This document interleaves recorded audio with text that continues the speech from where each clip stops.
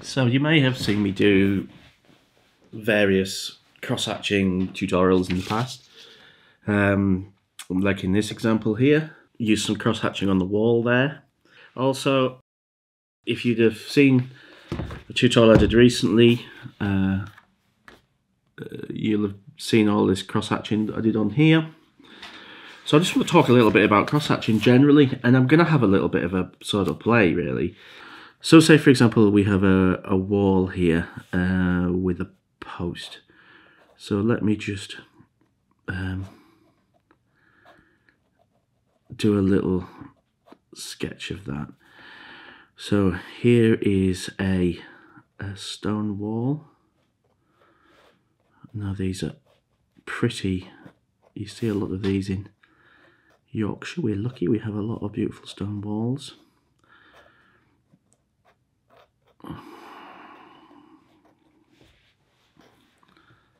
So this is going to be a kind of made up wall really.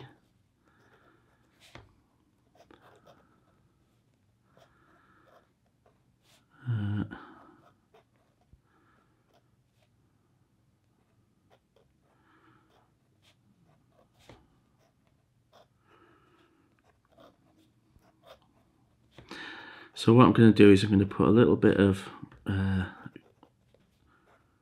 grass in here at the bottom just to give the idea. So something like that. So let's say here we have in the distance some trees. So I'm going to draw some sort of rudimentary type trunks. Again, I'm not being too precious about this. And we're going to put in a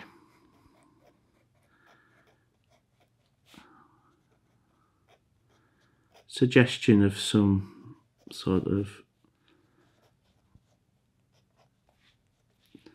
some leaves in the background there. So we have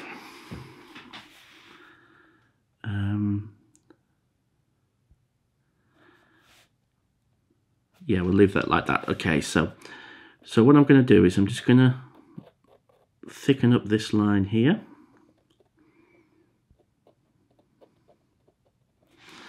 And also along the top there.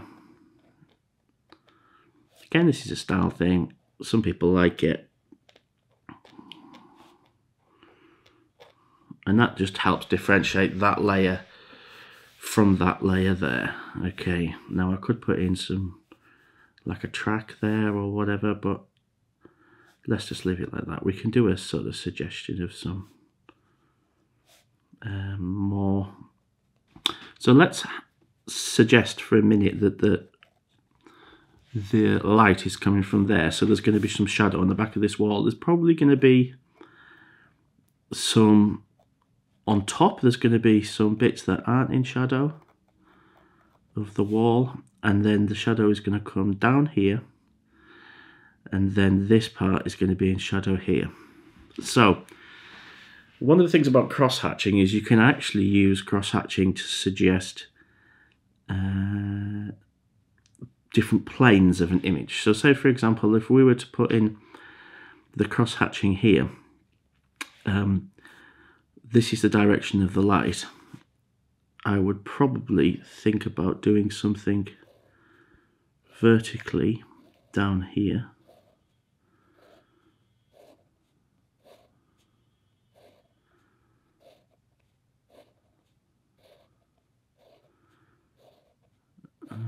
Okay, so what I'm doing is I'm putting vertical stripes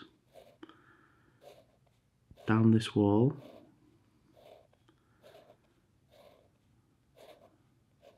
Now obviously if these are really close together, you're going to get a lot darker.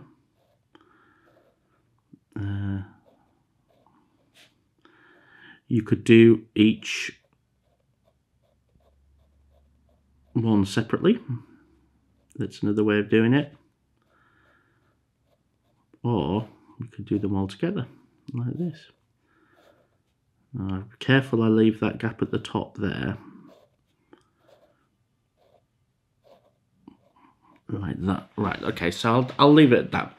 And then say, for example, because there's going to be some holes in this wall, you can go back in and add the gaps like that.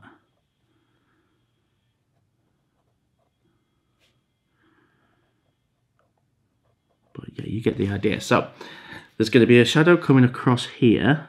I'm going to put that in at a slightly different angle, like this. And then the back of this post is in shadow. Now the reason why I'm doing this diagonally is because if I did it vertically, you would only have a few lines, because obviously that's a very long, thin shape. So if I do it at this angle, you can get a denser block. Now, obviously there's going to be a shadow cast out here. So say, for example, we can imagine that there's a shadow coming out here. Now the reason why I'm not making it a straight line is because the shadow is going to be cast onto grass. So what you're going to see is you're not actually probably going to see a regular shadow. Now I'm going to cross hatch that again, but what I'm going to do is I'm going to do it horizontally. Now the reason why I'm doing that is because I want this to clearly read as a different plane. So it's not easy to do this.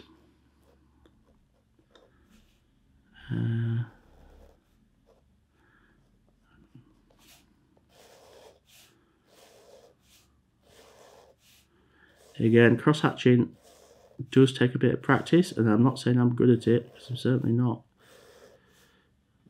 And I'm not even doing this flat. It should be flat. I'm doing it at a bit of an angle, but anyway.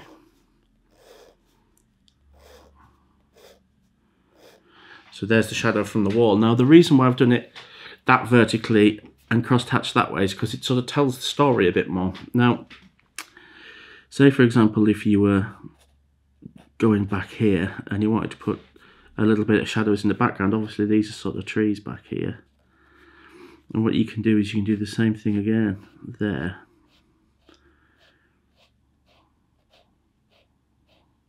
And that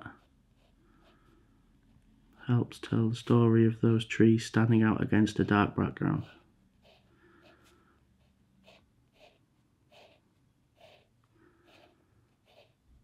And again, I'm doing this vertically. Now you could do it horizontally, try different things. But what that does is it means that the trees pop out the background a little bit without the need for, you know, thicker lines and things. And let's say there's some shadows cast by the trees here. Now what you can do with these is you can actually do this slightly sort of radially, which sort of forces a bit of perspective into it. So anyway, there's lots of different ways you can do cross-hatching there. Now if you wanted to put some more darkness into this, obviously you can cross-hatch the other way, as I mentioned to you before when we were doing the other cross-hatching tutorial of the boat.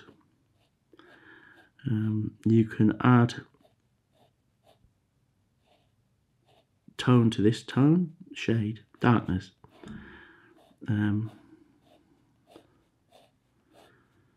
By going two ways.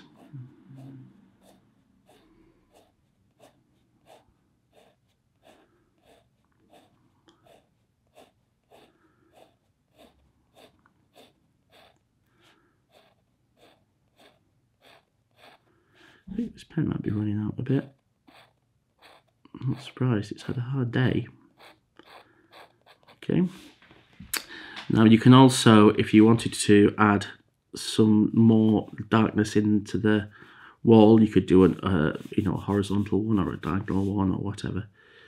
A diagonal one might be fun. We could try that here because we've already got diagonals from where the light's coming from.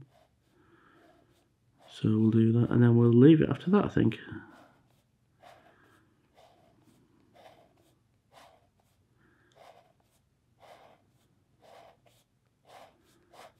Right, anyway, I'm going to whiz through this. And then we might want to reinstate some of these.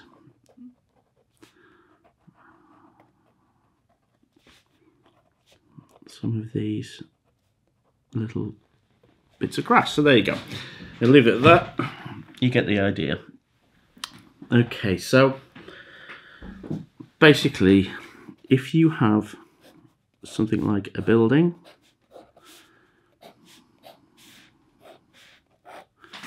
thus pretty standard sort of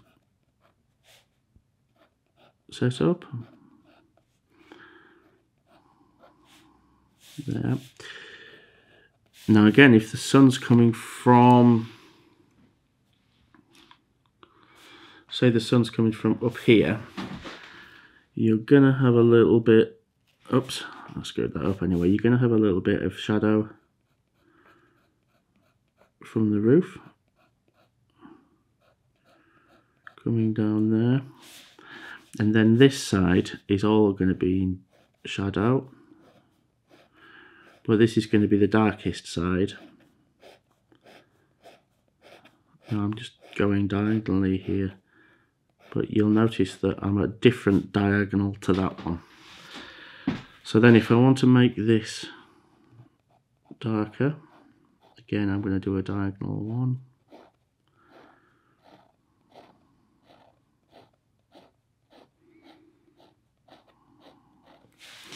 And it may be that there's some shadow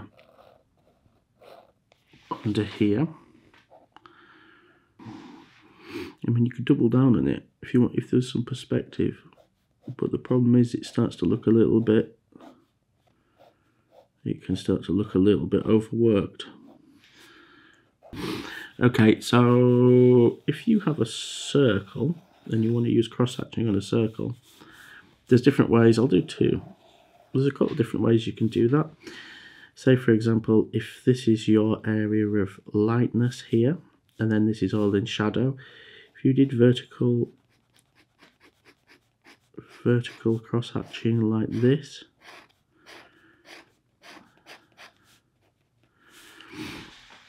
and then some horizontal ones, you're going to get a single light spot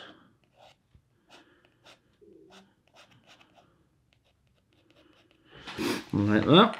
So all the other alternative is if you imagine that what you actually have is a sphere here.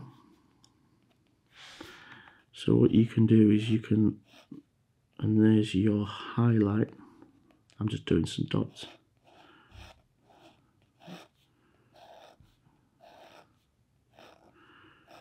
You can try and show the shape of it. Now I've gone a bit wrong there, but so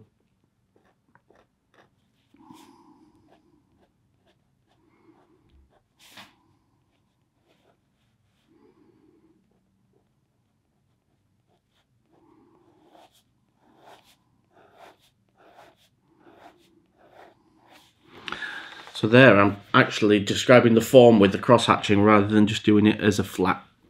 It's not a great example, but I suppose a better example would be something like a cylinder, where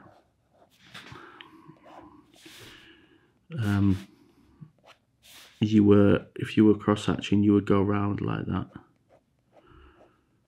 It's quite a useful technique, and I think one of the things about using cross-hatching is it gives you the opportunity to really understand values of sketching before you put paint on. So what you can do is quite a technical cross-hatched drawing, and then with a minimum amount of paint. In the foreground we have some leaves. Now I really enjoy foliage. It's a lot of fun to draw. Here I'm not going to necessarily do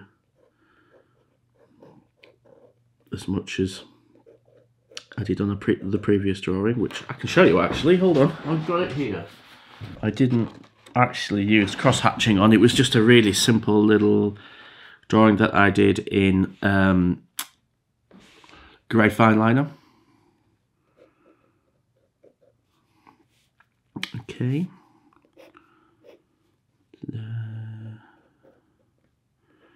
some of this is essentially like a blind drawing technique. Is I'm not actually looking what I'm drawing, is I'm looking more into the leaves and just choosing individual leaves to copy.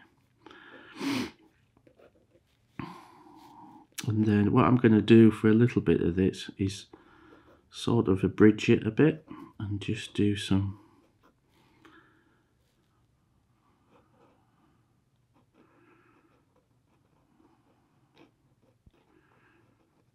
something like that. And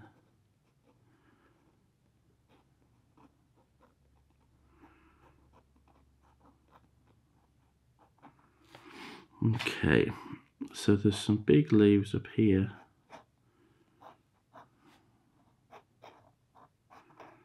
This is basically a sort of riverbank type thing here.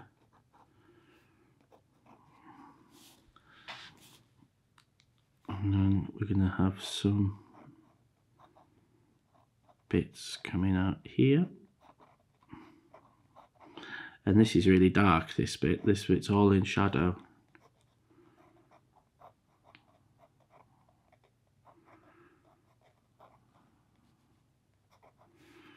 And then there's another bit here. I'm just going to put some. So now I'm trying to sort of section this area off a little bit so that it reads more like a solid area rather than tiny little leaves. So that's done by just doing some quite random lines, maybe a few leaves. Right, anyway, so that's that area here. It's the edge of the image. And there's a few bits, really big bits, that sort of poke out actually a bit further up.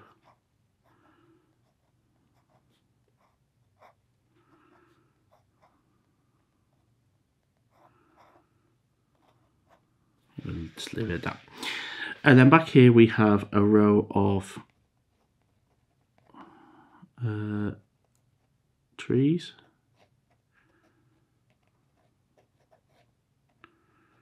Alright, and then here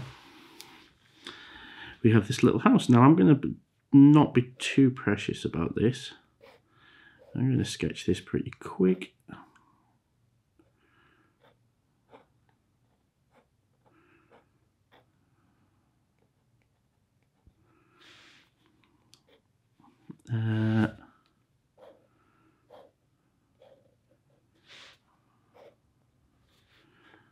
There's a bit of a drain pipe there, and then in the middle we have a window, and then here we have another window, a bigger one. Here there's another one. As you can see, I'm not being too fussy about these. I'm really putting them in quite quick. I'm going to put a bit on there. And then we have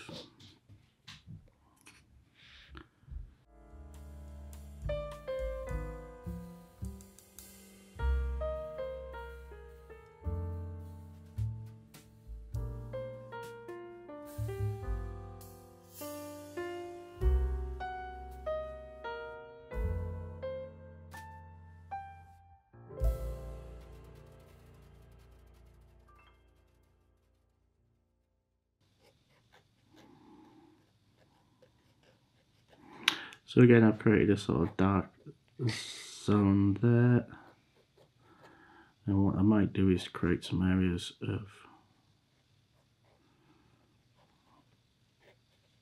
just to break that up a bit.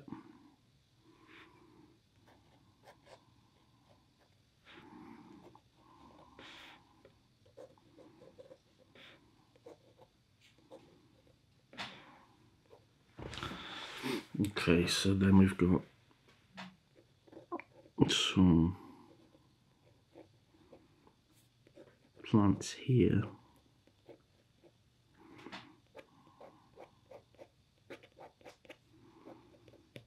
Okay.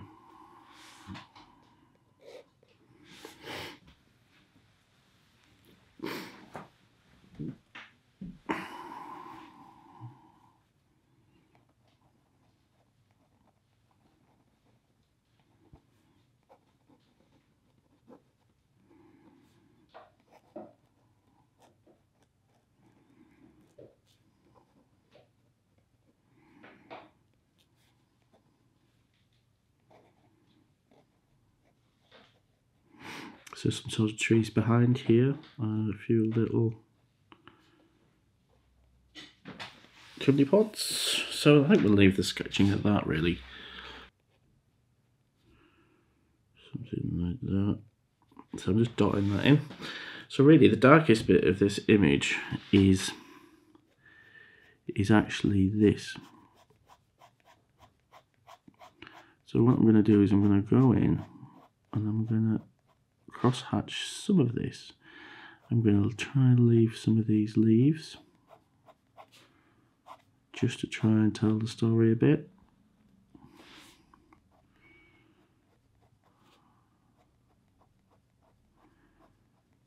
But overall, this is going to be a dark area.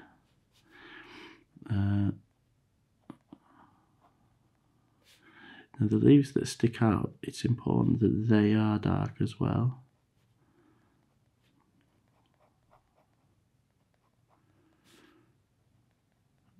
I always underestimate how long this process is. It's one of the, I guess the disadvantages with cross-hatching is because it's fiddly, it can take a while. So the bits that are sticking out that are the separate leaves, some I am cross-hatching, now others that are a bit further back. So that's the foreground dealt with. I might actually just do these as well because I think these are standing out a bit too much here. Now you can always go around and if you want any of these to pop out a bit, you can add a little bit of an outline. And then this here is this black. I'm going to actually just colour that in. So yeah, we're going to put some shadows in on the house. I'm just going to put some suggestion of tiles on there just to make me happy. Right, so this bit is shadow, this bit is shadow. So what I'm going to do is I'm just going to do some lines that run that way, down that side of the roof, following the actual line of the roof here, and then vertical on this plane, and then vertical on this plane. A bit wobbly verticals, but vertical nonetheless. Right. Okay, now back here there is some areas of shadow, so I'm going to go in with some vertical lines there, and then through here I'm going to, again, shadows don't necessarily always have straight edges, so I'm going to just break that up and I'm going to put in a suggestion of shadows here in the foreground. There we go. So for the water, I'm going to do some horizontal lines for the water, and I'm going to start small, and as they get towards me they're going to get bigger. Now I'm going to break these up a little bit as well, because I want water, the highlights on water, you know, can be, and if these were waves there would be some perspective in them. Now obviously I'm going to add in the windows of the house. Again, there's a million different ways to do this. You don't necessarily have to do it the way I'm doing it. I'm just sort of suggesting with wavelets like that, and then I'm gonna also try and reflect these reflections a little bit. Same here, because they would reflect in the water too. Right, so the only thing really left to do here, this looks a bit mad, but I'm going to put in this shadow. There's a shadow here behind these trees, so I'm going to just drop that in as a series of vertical lines, and what that's going to do is it's going to create a little bit of separation between this bush and what's going on behind there, so that helps to sort of tell the story a little bit. Okay, and then I guess if you were going to finish it properly, you would put some, you know, windows in the thing.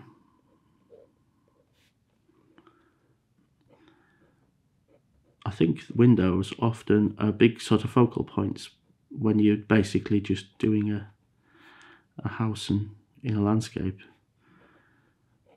They're never normally black, but actually it does lift the picture a little bit as a sketch. So what this is another Coaco Sport, but this has got an italic tip. It's quite a wide tip. So it's basically the same as that one, but a fat tip.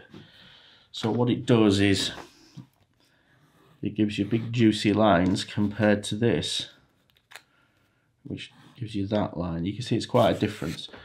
This is a handy little pen to carry around because it's small, but it's really quite good at at sort of juicy lines. So what I can use this for is I can go in and just do some highlights, if you know what I mean.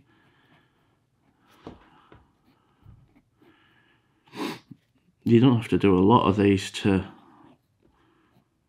you know, to break up a shape, and it just adds a little bit of interest.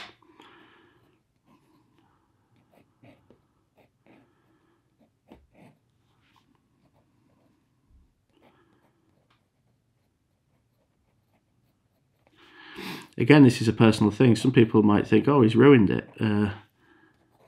But yeah, it's really a personal thing. I quite like unsubtle line work.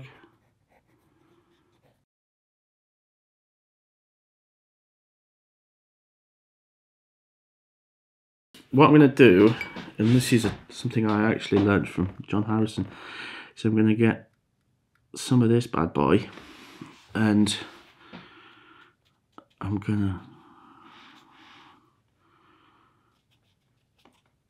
not going to paint the house. I've just decided.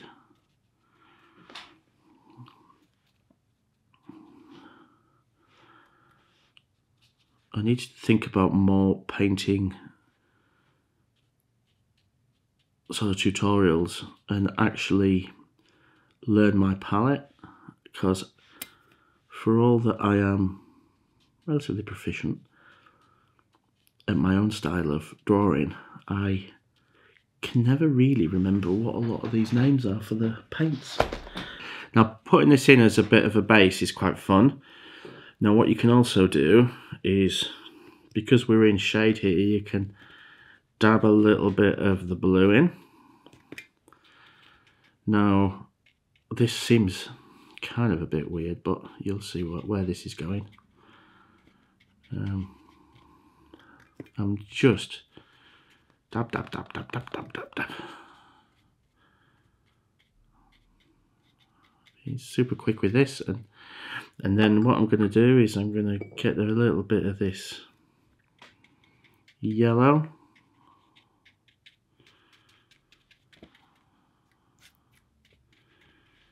And then I'm going to get a little bit of the sap green, and that's going to effectively be like a glaze. So here we go.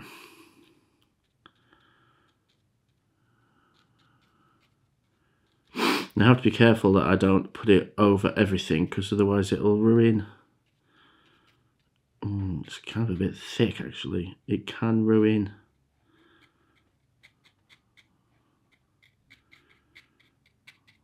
It can spoil.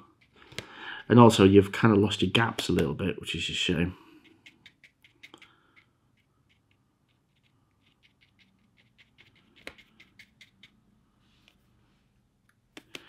I would encourage you with watercolour sometimes, not always, but you know, try some stuff. Try just splashing it about and see what happens. Okay, so I could probably dry this and start messing about with some other stuff, but What I'm going to do is I'm just going to mix a bluey,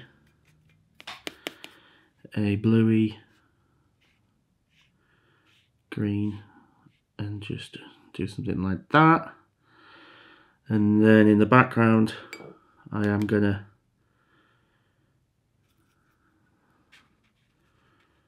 put a little bit of contrast in, a few dots here for this. I'll leave it at that. So I'm going to actually leave it at that for that, I think. I could do a fair bit more with it, but quite like a minimum colour on that. It sort of gives the impression. So I hope you enjoyed that, and there's going to be obviously loads coming up. Please do comment, like, subscribe, all that kind of ting. I'd like to remind you that on my website there are some original pieces for sale. So yeah, you have a great day, and thanks for stopping by, and thanks for stopping to the end. Kudos to you. Okay, see you soon. Bye bye.